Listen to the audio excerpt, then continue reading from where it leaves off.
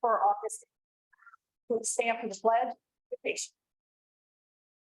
I pledge allegiance to the flag of the United States of America and to the republic for which it stands, one nation, under God, indivisible, with liberty and justice.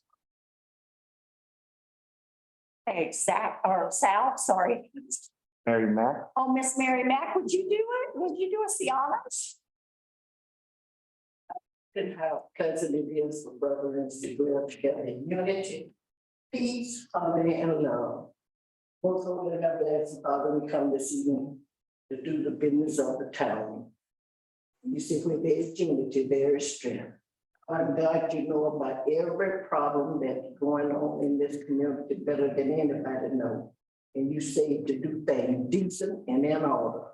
And Father, we come asking you to let us listen and hear each other, what has to be said and need to be said. And Father God, whatever your will is for this community, Lord, let the head and all the bodies that work with the head do it in your name. This we pray in Jesus' name. Amen. Amen. Thank you. Thank you.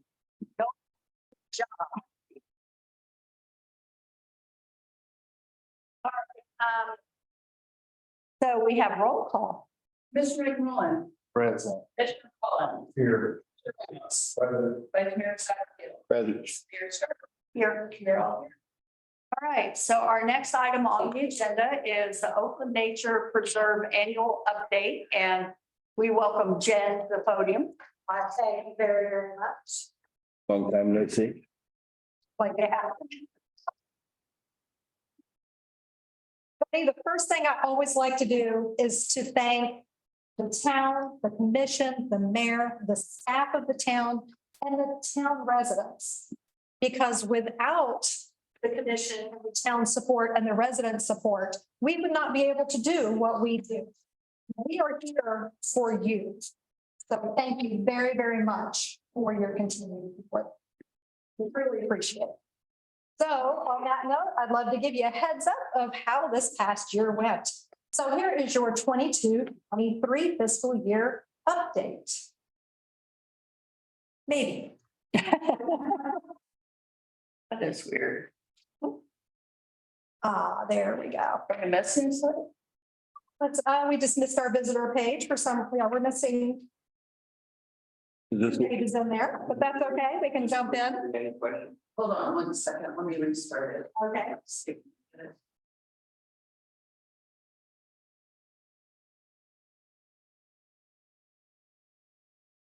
New ones.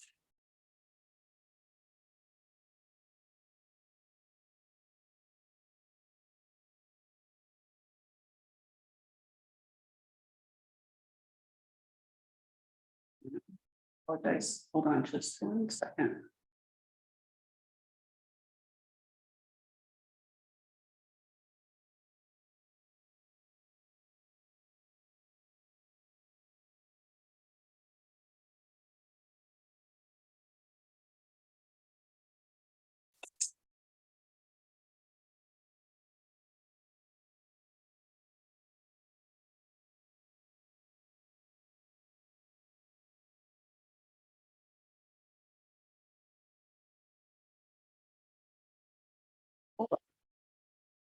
What is going on right now?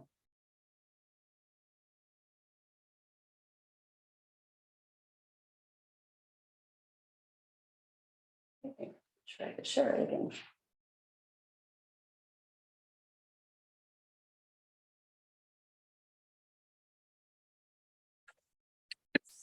I can just talk through the missing slides. That's okay. I think it's just that one. Yeah, it's just missing 2 slides. There it is. Yay. Release.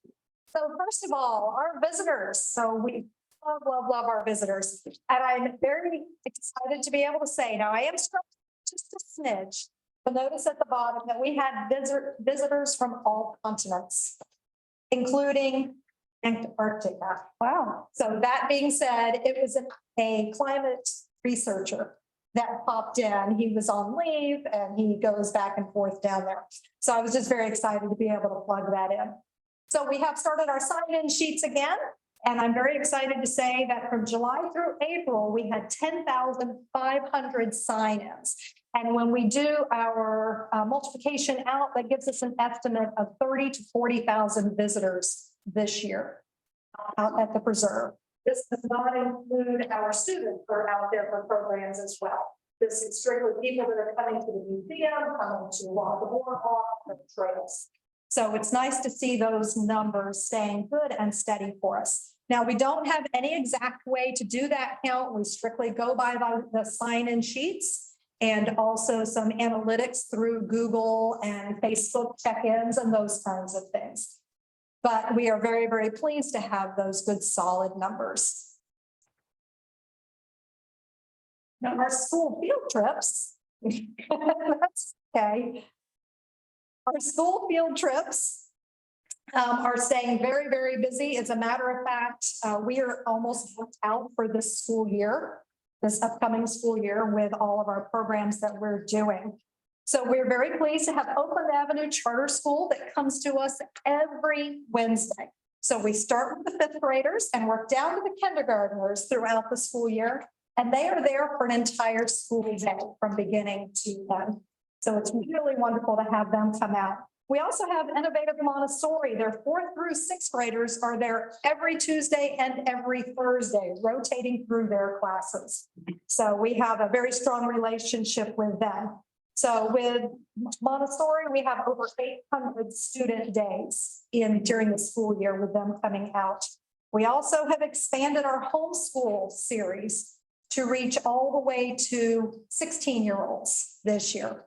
So our homeschoolers and homeschooling in general has really expanded over the past few years. And so those programs have expanded as well. And this past year, we had 240 student days just with our homeschool classes alone. Next, of course, we have our summer camps. 6 weeks filled to capacity in 4 days. This year, completely booked out. During our summer camps, we had visits from the Bat Conservancy, Avian Reconditioning Center, the Orange County Heritage or History Center, beekeepers, you name it, we had them come out. This year for Art Camp, I was super excited because we had a production company donate their time. And they came out and did full stop motion videos with those kids. They turned out, they're amazing. Absolutely amazing. We also had Healthy West Orange out during our summer camp for their splash challenge. This is one of my favorite pictures from camp. You'll notice a giant spider web, giant spider. This was during Frogwarts camp, where they were having to create some wonderful spider webs to go with their arachnids that they were learning about. So other programs that we have, of course, is we have our adult programs, the Florida Master Naturalist Program through the University of Florida, which we had 45 adult students this year. We have scouts coming in doing their badge work. Firefly hikes this year, we had 6 nights and over 1,200 visitors came out to see the fireflies. Flu hikes, we had 6 of those this year with 78 people. Our story time finally kicked back off with 93 kids plus adults this year, which we have that program quarterly. And then our weekly yoga at the lake, we had 234 participants in that one, and our senior strides walking group at 107 participants. Events, Nature Fest, first time that we've had out at the preserves, 600 to 800 estimated visitors. We had 36 vendors and partners come out and join us. Lots and lots of fun. Pumpkin Glow, which is where that picture is from right there. 2 nights, we had 1,900 individuals come out for Pumpkin Glow. For those that have not come to Pumpkin Glow before, what that is a jack-o'-lantern trail that is created by the community. The community creates the jack-o'-lanterns, brings them to us. We line part of the boardwalk and our green trail for people to come out. It is a free event that is for donations only. That way, anyone, it doesn't matter if you have no children, 6 children, it doesn't matter. You can come for free and it's all donation based. So we're very, very pleased to be able to continue that this year. Our pours at the preserve had to do a little shifting this year due to some weather. We ended up inside instead of out on the trails. But we had 142 tickets sold for that event. And our bubbly on the boardwalk was sold out at 100 tickets. Volunteers. We could not do what we do without our volunteers. This year, we had 430 volunteers, 6,000 hours. 6,000 hours. Crazy number of hours, doing everything from restoration work, animal care, data entry, our museum docent, working on construction projects.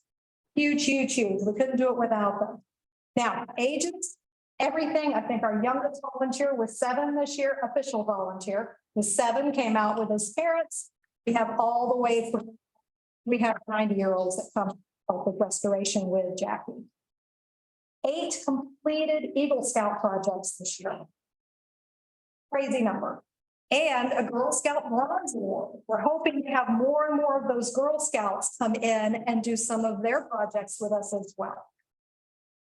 Restoration, over 1,000 trees planted, over 3,000 native plants put in the ground, multiple prescribed burns. Now, on the Red Trail, it was their very first one with our new residents at Hull Island. And we did our best to get the word out. It didn't get out very well, but we did our best. We had a few very surprised individuals at the fence line. Since then, they are now volunteers. Bring them in, good fire.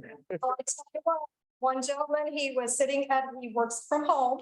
His office window faces the Red Trail, and he looked up and all he saw were flames. So of course, he immediately came out, was totally fascinated with the process. Yep, totally fascinated with the process, had really great conversations, and they're now restoration volunteers with it. So lots of fun. Oh, wow, that just jumped crazy. Let's try backing up here. So the projects, we're still, we've got the septic to sewer project still moving forward. And as a reminder, that's been funded by 2 local foundations along with the assistance from the town of Oakland. We're hoping to get that finished up this year. New project is we have put in for a grant, a matching grant to help the foundation of the very last fish cabin on Lake Apopka. That is that picture that you see right there. The foundation is failing, the roof is failing.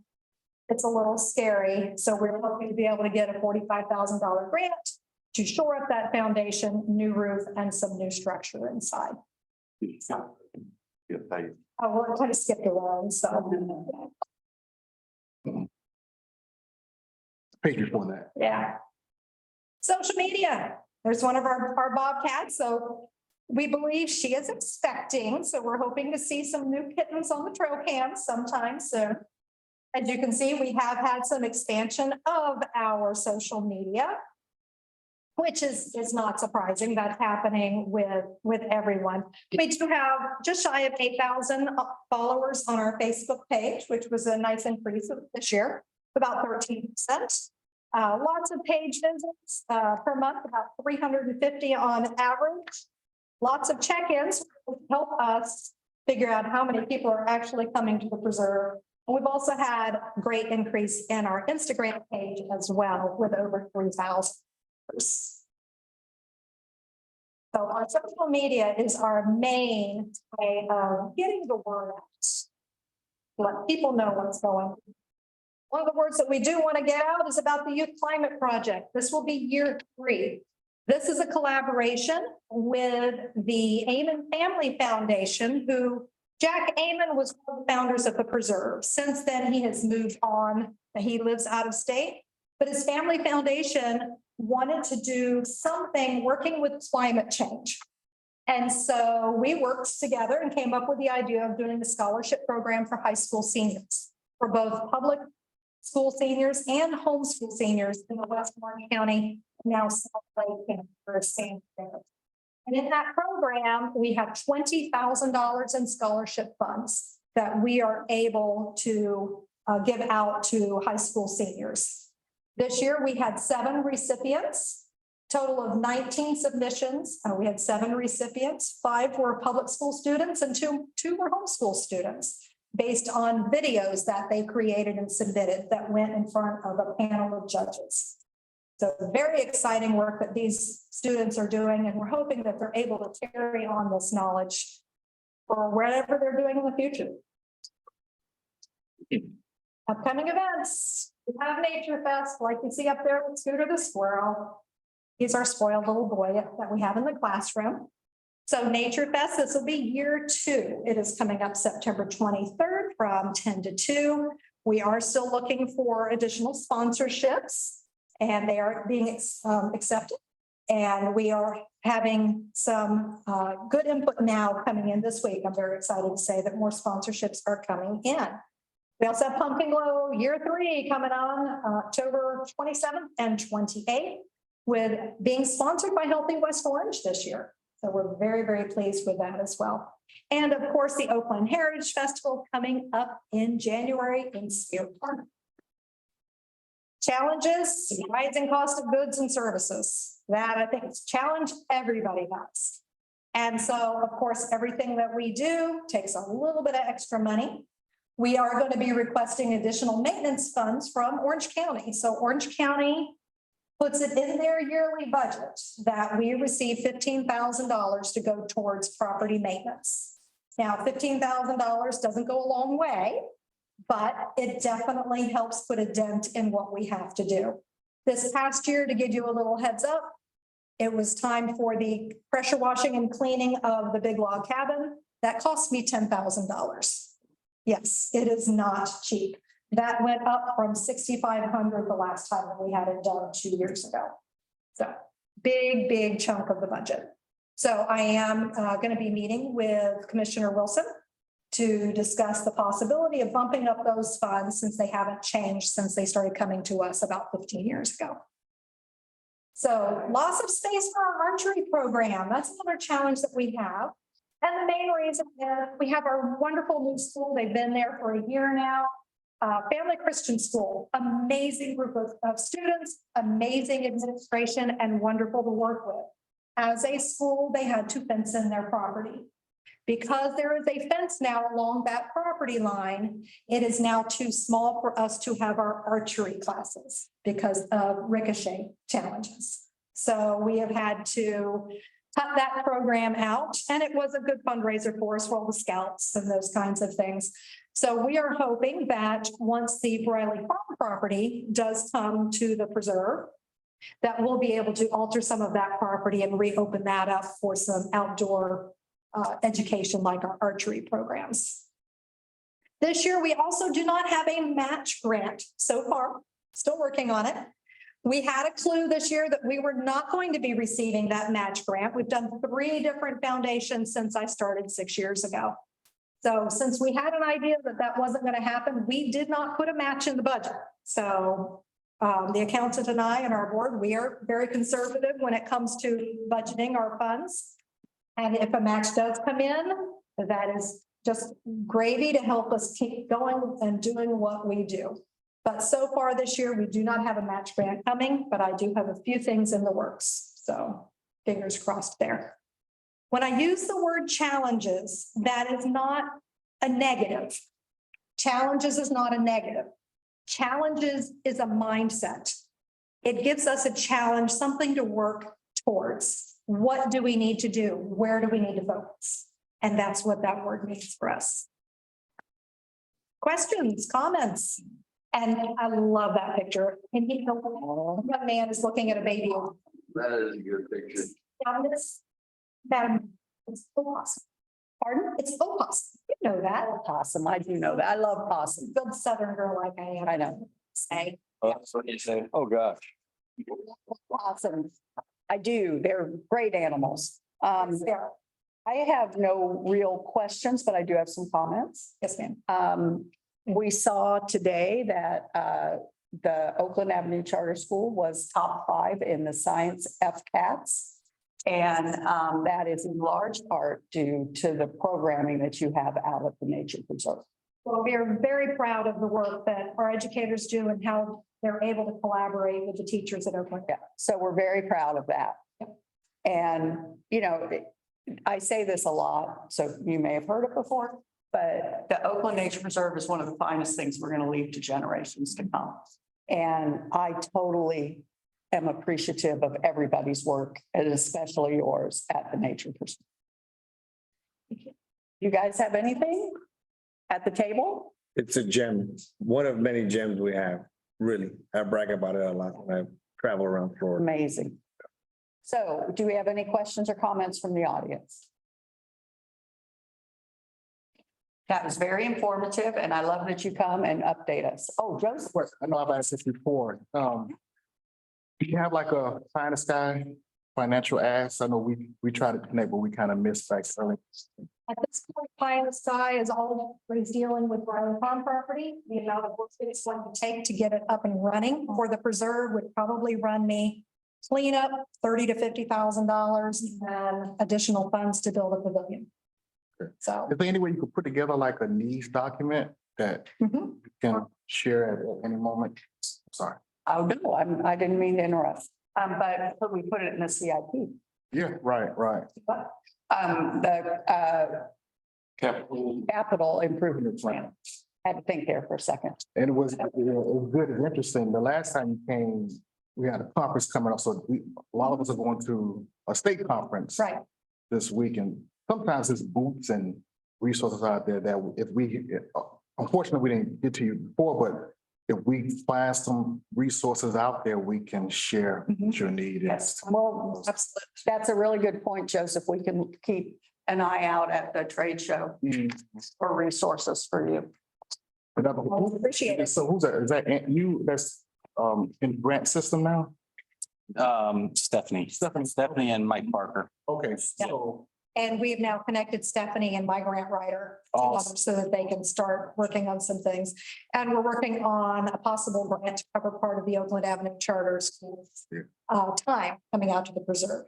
Because at this point, the children have always come out for free and we've covered the cost Right. of that. So now we're working on some grants to help with that. but I would love to have like an annual needs document that, you know, I'm looking at, but Jessica put in here, Mhm. you know, supporting our events every year. Mhm. It'd be something that we had like an annual needs document I can do that. that can support you every year, you know, your operating, you know, need or ask. So, yeah, Can do. thank you so much. That's Appreciate that.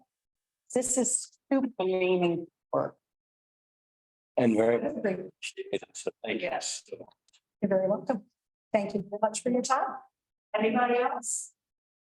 Going once, going twice? Okay. Love it. All right, we are here at Public Forum, and this is an opportunity for folks to speak on a subject that is not on the agenda. We may not be able to answer all your questions, but I think we're pretty knowledgeable. And do we have any takers? Has anybody signed up? Because you need to sign up. So the Forbes, come on up. Hey, guys. I'm back. It's been a little over a year since I was here last time representing a growing population of pickleball players. Mhm. We are, and just open up a dialogue on what it would take to get additional courts, you know, whatever the case may be. What kind of information can we gather for you? Is it strictly a number of people that are trying to get onto one court to show you the need for additional courts? I know there's also some pushback from some local home owners near the current pickleball court. So I did a little bit of research, not much, for like 10 minutes, and have found some possible compromises. And that's what I really want to discuss, is compromise. You know, I don't want homeowners to feel put out. You know, I know there's a noise issue with pickleball. I recognize that, I'm fully aware. But there may be some pretty easy solutions. This company right here makes a acoustic barrier fence. Lowers the noise about 39 decibels, which makes it well over 3/4 of the amount of noise that it lowered. just one option. And there are some other bigger options out in the pickleball world. They're trying to come up with a new pickleball ball. That Doesn't make so much noise. it makes a little less noise. They're acoustic barriers that you can actually put on the path. that They're looking into. Like I said, I really just wanted to get a dialogue going today. To find out what the mindset is here and what direction do we need to go here. So I will start if I may.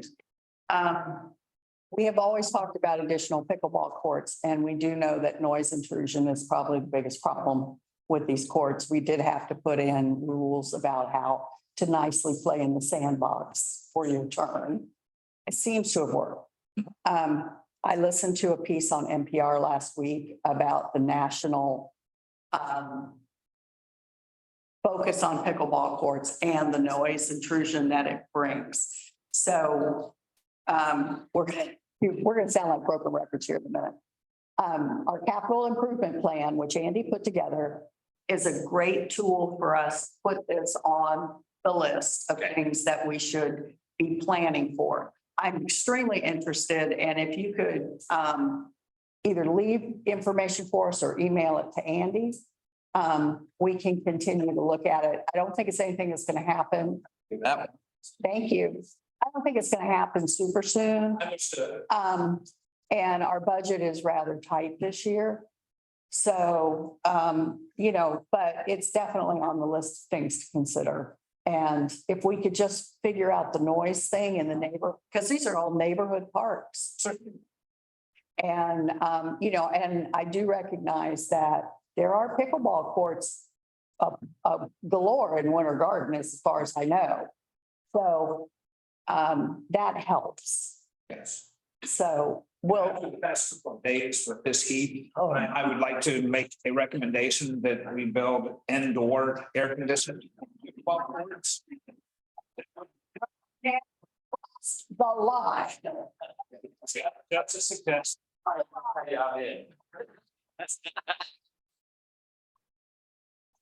But do we have to play pickleball or can we just sit in there nice and? Yeah. There are a few things you're not allowed to do. It's morning and it's miserable out there. It's hot. It is. Today was a record breaker. No. That's hot out there. So where do I go from here? We're gonna put it, you have our commitment that we will put it on the capital improvement plan. Andy's gonna take a look at this and we're bringing the budget and the capital improvement plan back every quarter. Okay. But like I said, it's not gonna happen super soon, so just keep us honest. And you can have an open dialogue with Andy about this Okay. and see where we're going with it. But we're gonna look at this and study it every quarter. And like I said, I'd love to bring the homeowners that have questions and concerns about this. And I would love to be able to, the ideal situation would be able to bring the noise down in the existing pickleball court so that people would be more open to more. Does that make sense? with this fencing, I'm thinking even if we just use this acoustic fencing on the east On the side, street side, east side of the fence, yeah. in order to reduce any capital expenditure. The east and north, because you do have horns on the north. Yeah, you're probably right. East end.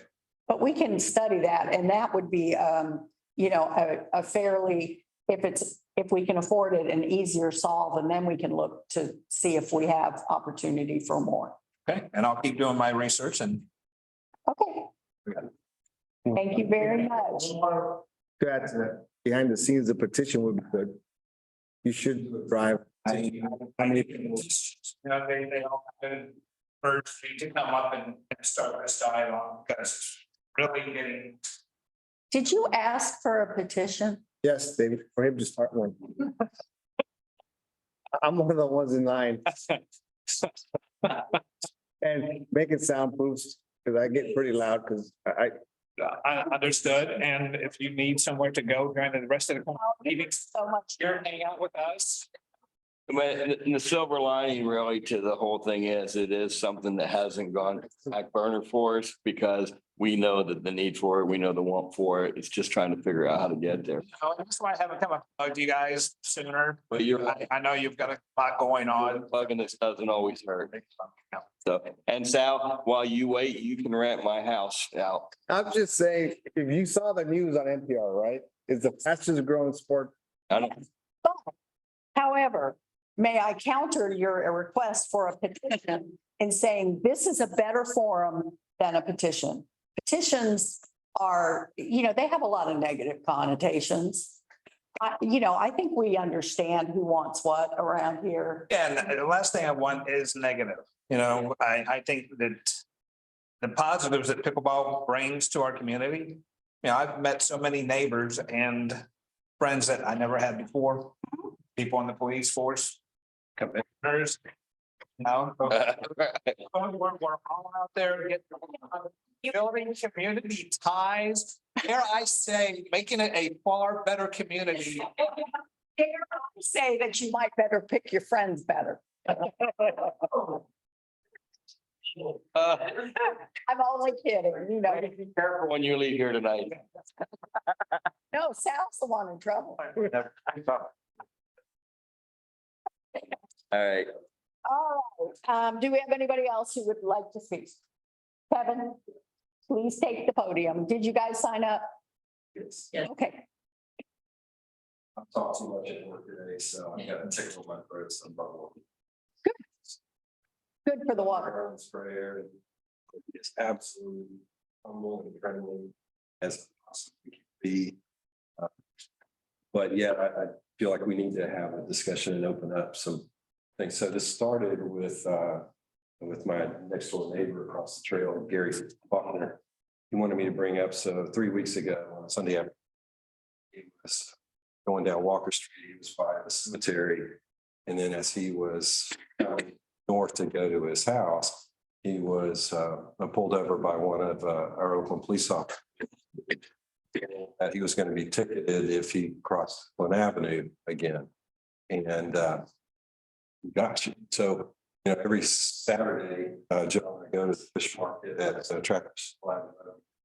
Dog food, Tractor Supply. I love trying to keep them in business.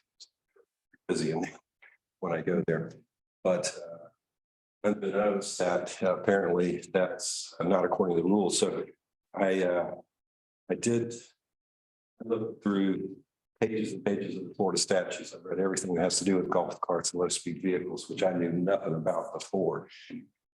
So one solution is to turn a golf cart into a low-speed vehicle. Oh my goodness. That takes 3 trips to the DMV in person. It's amazing. And it costs about $1,000 by the time you're done with it to do that. That will allow you to go on the road up to 35 miles an hour. If your golf cart is limited to 25 miles an hour. That's not one. Really. We'd have people that have been in golf carts for years. As all y'all know Doyle, all y'all know Mr. Stearns. They live on Tubb Street. They live on Oakland Avenue. What are they supposed to do? And you're, just so we can have the clearest conversation, you're aware that we don't make these rules. The state does.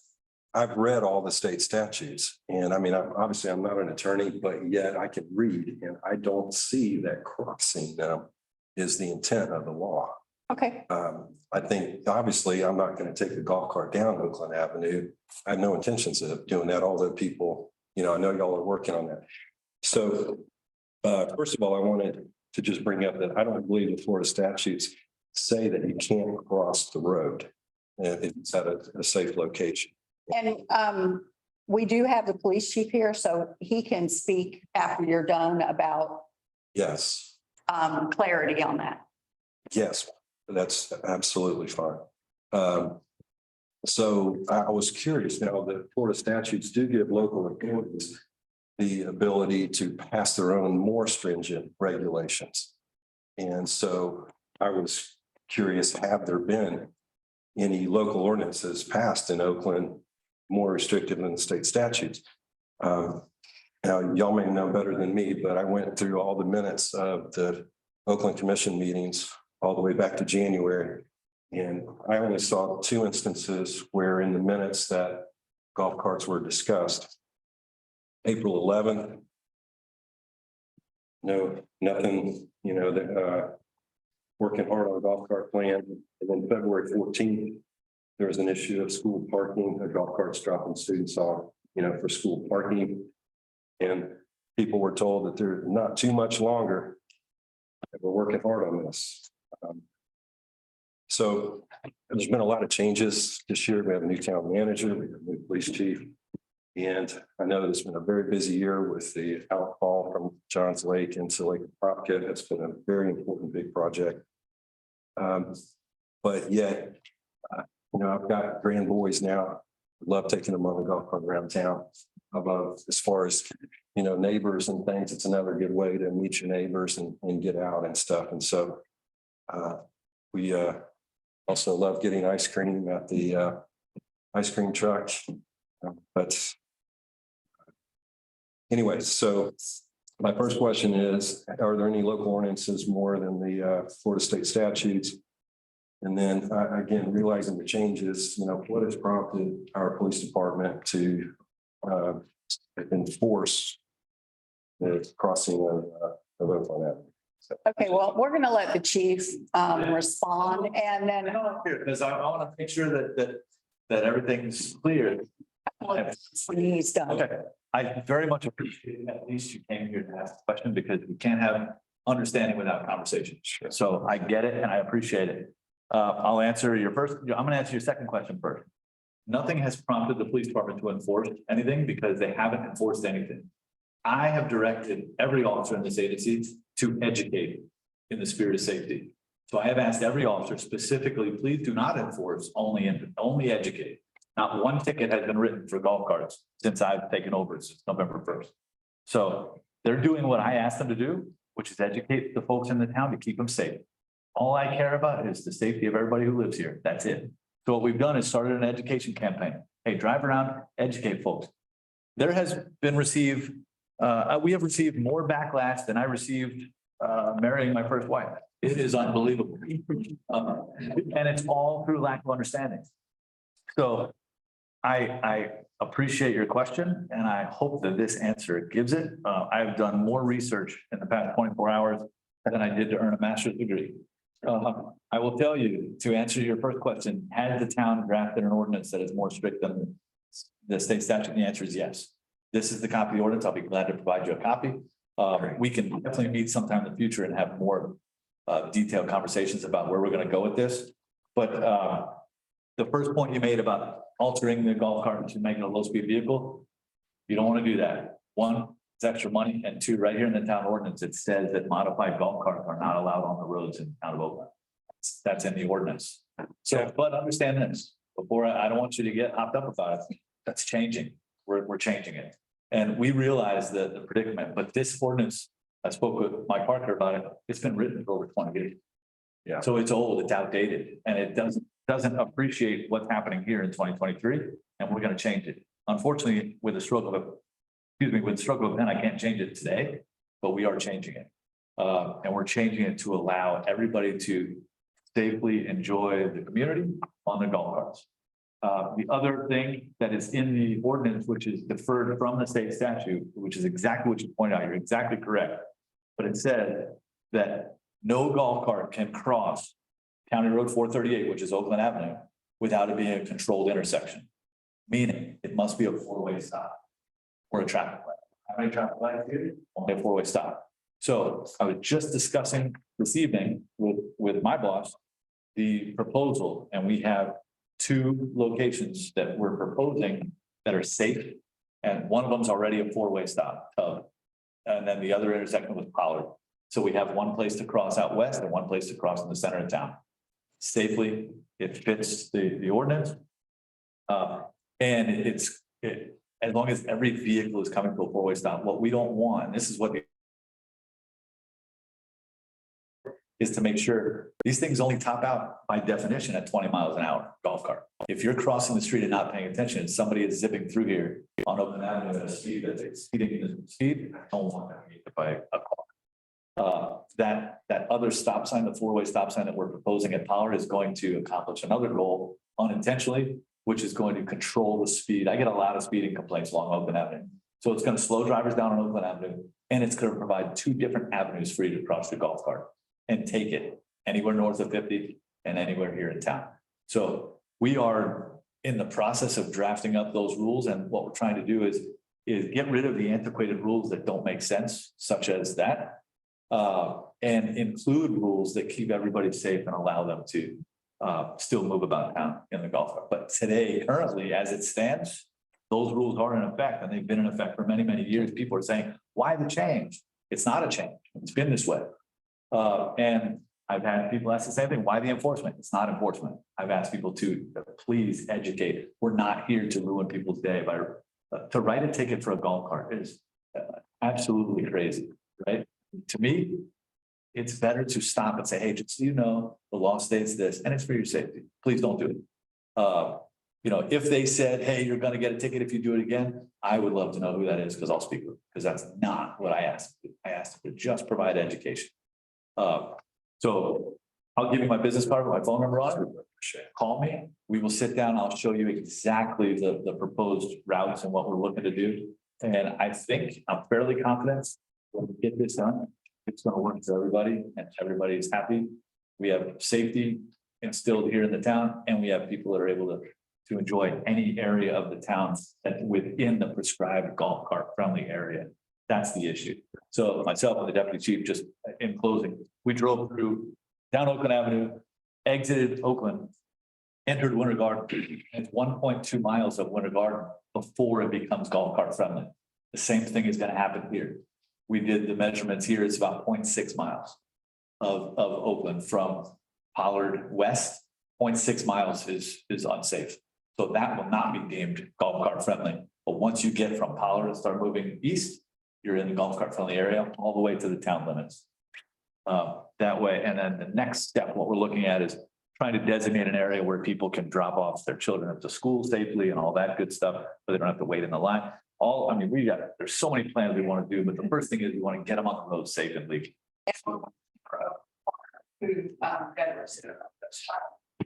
To finish off the roads that punch through to Oakland, and that will give you access to Winter Garden. So hopefully that answers some of your questions. I'm going to give you my contact information. The only last question is, what's the mechanism for changing this?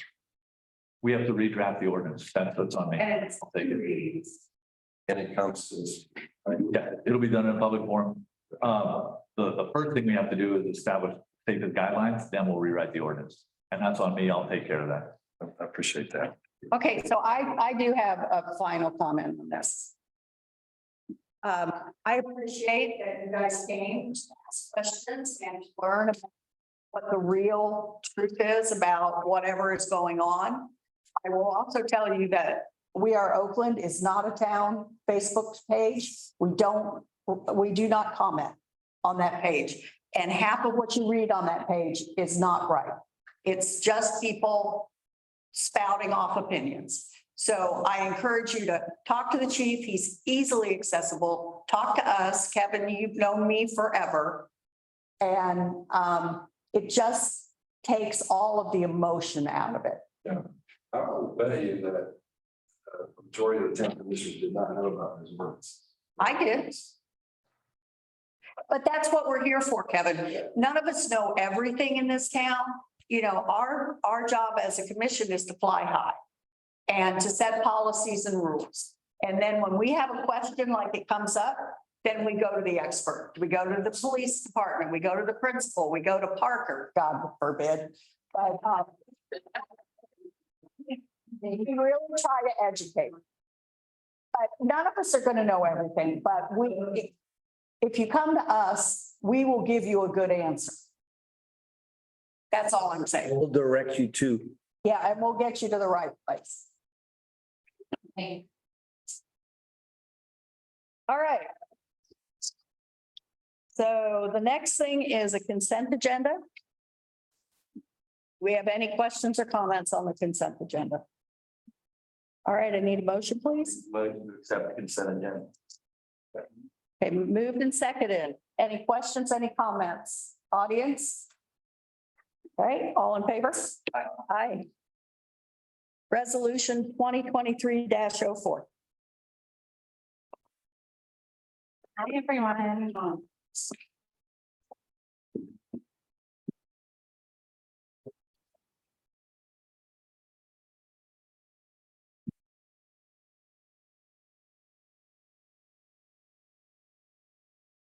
I'm here today to present the Oak Unit 7 South, Vision 2023.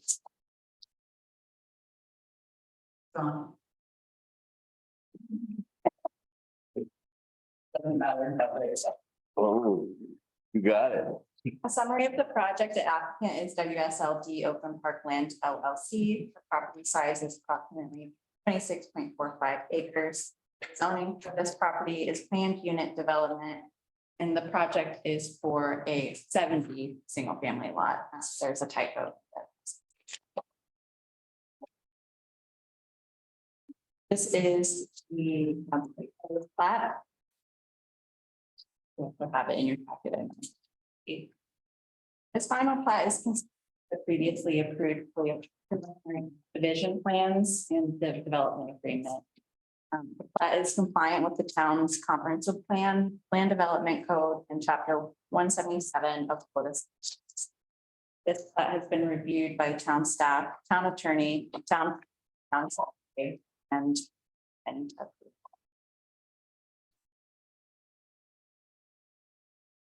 any questions?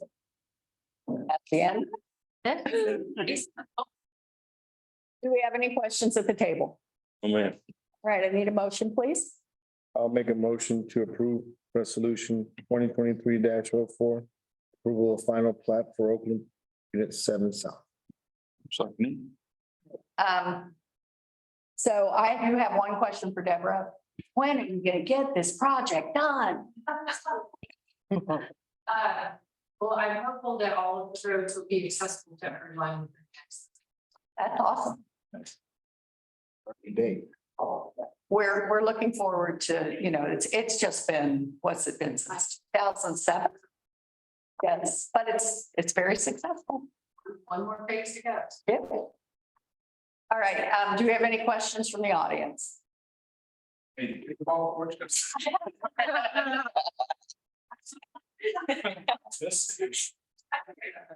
they're going to be air conditioned. Funny boy. That's good. All right, that was good. So I'm going to bring it back to the table. If there's no comments or questions, I'll take a vote. All in favor? Aye. Okay, we are down to the town manager report and any staff reports that aren't already in the packet. Just a couple items. Good evening, Madam Mayor, members of the commission. Wanted to let everybody know that the town staff has met along with Orange County Fire Rescue, just in regards to some emergency preparedness. Being that season, so we had a meeting on July 26th. We're going to put up some things on social media as well as what our residents can do to, just remind them that of what to do and give them some contact information in case of, emergencies and emergency preparedness information. So we're on top of that. A lot of good things came out of that. So we were able to communicate with all the departments. And so I think we'll be ready if anything is to come about for the hurricane season. We've also interviewed a human resources director positions. We've made an offer to Reagan Reynolds, who will be joining us on September 11th. And we'll bring her to the meeting and introduce her to you all. She's got a wealth of experience in human resources. She'll be a good addition to the town of Oakland. Other than that, I'll let Commissioner McMullen, I think he was going to discuss there my little note on the Florida League of Cities Conference this week. And that is all I have this evening.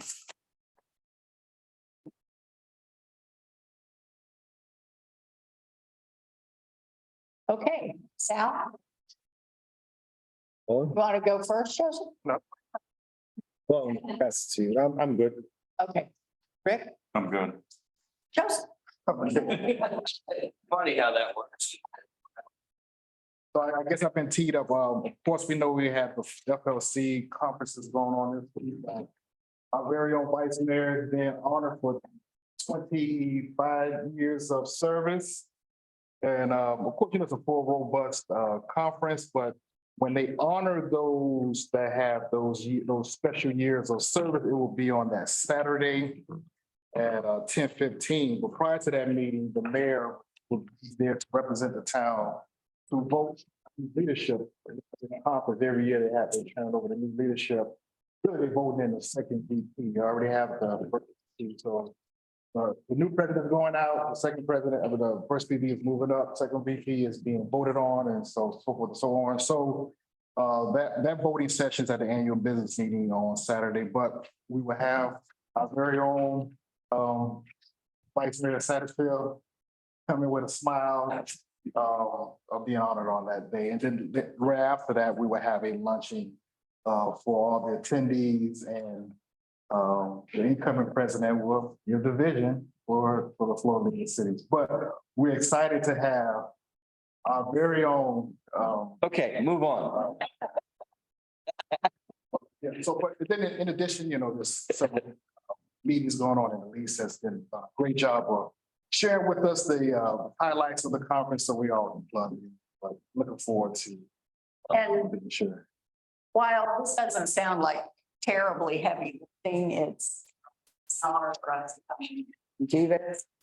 I just want, I'm editorializing and probably be doing that for a little while now. We work hard for our $50. We were at the school this afternoon. We're here. We're all, I'm on committee to hire the chamber president. I some chamber boards, Metro Plan, Rick's of Joseph all things and Florida cities, and Mike is in charge of the school. So I just don't know that people understand how hard we work for this town. And it's not that I want credit, but I want my fellow commissioners to have credit for what they do for $50 a month. So I appreciate everything you guys. And I know Elise has been sending out emails because there's a breakfast on Saturday. I'm not sure, 7:30 in the morning, I believe. So there's a lot of things that's going on. We get a lot of emails at 7:30. Yes. Yeah. So there's all of the local leagues around the state. So they have like 2 or 3 combined together. So that's another good chance to come and fellowship. When the vice mayor is honored, he would have a nice medallion so people can understand and know and recognize him. And then on the back end, I'm trying to. You're doing a good job. But also on the back end, the Tri-County is going to be emailing Elise because the Tri-County leagues are really trying to do some additional meetings and workshops, and even going to probably have some nighttime meetings so we can get more participation. So you'll see a lot after the conference coming from Tri-County. For the league. Joseph, speaking of fellowship, when is it the best time for all of us? Because you have here since Wednesday on this list. Yeah. Thursday, Saturday, obviously, we can't miss that. So it depends on how you want to plug in. So Saturday is when all the business meetings, all the final business meetings happen, but throughout, Wednesdays is really for the leadership, and they have a mayor's meeting on Wednesday afternoon. But Thursday, they have some workshops, some ethics training, of that nature. So there's a lot of workshops and a lot of meetings going on. But the Friday, again, a lot of workshops and meetings, but the business of the Florida League happens on Friday morning and Saturday morning, but the final business is on Saturday. Their trade show is awesome. I always get good ideas from the trade show too. That's a big trade show. Workshops, if we want. So at least register for us for the entire conference. So You can pick and choose. So you can pick and choose. You just walk in, you don't need to register for any particular. Once you are registered for the entire conference, you can go to any. Whatever. Now, there's some things at night like that, and plus that you probably got some invites in your mailbox. But there's some events at night that may be ticketed. But for the most part, everything is free. And usually I will look at some of the topics and try, that's why I was talking to Jennifer, asking her, you know, some of the things she may have, because sometimes they have topics that lend towards some of your needs, you know, where it could be infrastructure. You know, I brought some stuff back to the chief when I was up in DC. So there's a lot of workshops going on simultaneously. It's not as large as that nationally, but affordably, there's a lot of meetings going on. And it's pick and choose what topic you want to. It's a robust conference. Yeah. This is new, it's a new hotel this year. Normally it's at the Marriott World Center, but for the most part, I mean, and then you get to meet and listen to and see what some of the other cities are doing. You know, I kind of feel good when I go in there because there's a lot of, you know, cities and towns that really are struggling. And so some of the documents that we have is how we share our story. We're so successful when it comes to the state legislature because we have documents and support information to say, hey, these are the things that we need. And so there are some cities and towns, you're just picking off, you know, best practices from other places. And so we're in a good spot. We just, you know, small and trying to grow. And just meeting Yeah. your fellow, you know, I've met some really cool people. Yeah. Yeah. So, Mr. Ramos was there the last couple of years. And, met, you know, because it goes to Hollywood, you know, you goes to Hollywood in here. Yeah. Commissioner Ramos. I stayed the whole weekend there and actual workshops. We brought some of the, you know, how to deal with media. So, Right, yeah. Mhm. so there's some that is very good for our town to learn. It might be a workshop on golf carts or pickleball. I don't know. There is. The workshop creation in a city or a town, yeah, that does happen, you know. Or there may be somebody inside of the exhibit hall. Yeah. You know, there's always, I would tell you, there's always a recreational organization there, water fountains, you know, things for parks. There's always somebody there for infrastructure, so, you know, we can always plug. it's really robust. In four League of Cities, this is the top League of Cities in the country. It's 49. I'm not sure what state doesn't have one, but four League of Cities is the strongest and the most viable four League of Cities in the entire country. That's good to know. That's what they told Yeah. last time, the whole country. In the entire country. So a lot of those, and so those League of Cities presidents or executive directors, they meet on a regular basis and a lot of them plug into what's going on. That's some of the stuff. We'll be there. But that summary that Elise sent us, Really, that summary of the topics and. What's up? Even the app for that. Sure is, yeah. And so with the app, you can select what sessions you want to go to and it'll pop up on your phone when that time comes. So you just. That would be integrated. Yeah. You just download the schedule. But you could go out there Wednesday or Thursday, but yeah, you go out there, everything is free to you. You got to go to the registration booth because what they do is you got to have a badge on. You got to have a badge on. So he's going to have a special badge. So we're going to have a good time. Yeah. So he is. whether you like it or not, Mike, you're gonna have a good time. The only day I can't be there is Saturday. Baloney. And then Andy's going to get us a table for the lunch. Yeah. Yeah. That's Saturday. That's Saturday at the, yeah. Hey, Mike, do you have anything? Just school starts Thursday, so people on golf carts, please be careful. Yeah, pickleballers don't hit kids going down the road with pickleball, so just careful. Pattern for school drop off, so we'll see how well that works. Yep. And if we have to make any adjustments. Well, I don't know if it will come out of it, but we always have to make adjustments every year. Hopefully not. Drop off and pick up our rocket science. We learned that first year. He's got it all figured out. And the tree today. Honored We honored PTO today. They have given us over $300,000. And they have donated to the school over the years. It's just phenomenal. They're the best in the country. As we try to pay thanks to, our stars, like the Preserve.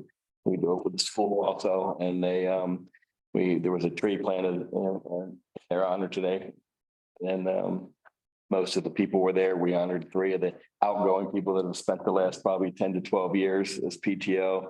And if you think we work hard, Yeah. these people to generate that much money for our school and just blindly turn that over to, well, not blindly, but just turn that over to us to do what needs to be done for these kids is just a phenomenal feat. So that today was for them to show our appreciation. And we also did a proclamation. And the proclamation comes with it. Absolutely. No, you guys, you got it all. Thank you very much. I appreciate people participating. And we'll see you in 2 weeks. All right, if all hearts and minds are satisfied, let's adjourn. It's 8:06. This turn 8:06 P.M.